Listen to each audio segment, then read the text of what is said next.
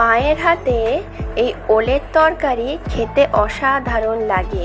বোঝাই যায় না যে মাংসর ঝোল খাচ্ছি না ওলের তরকারি খাচ্ছি।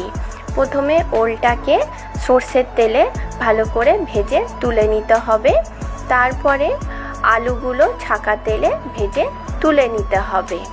তারপর ওই তেলেই আমি পাঁচফোড়ন দেবো। আর মশলার মধ্যে আদা, রসুন, পেঁয়াজ, তেজপাতা, কাঁচা লঙ্কা, ধনে, জিরে আমি মিক্সচারে পেস্ট করে নিয়েছিলাম। এবার বাটা মশলাটা দিয়ে ভালো করে কষিয়ে নিতে হবে।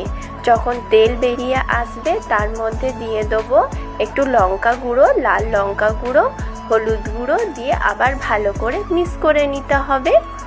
মিশিয়ে ওল আর আলু ভাজাটা দিয়ে ভালো করে আবার মিক্স করে নিতে হবে মশলাটার সাথে।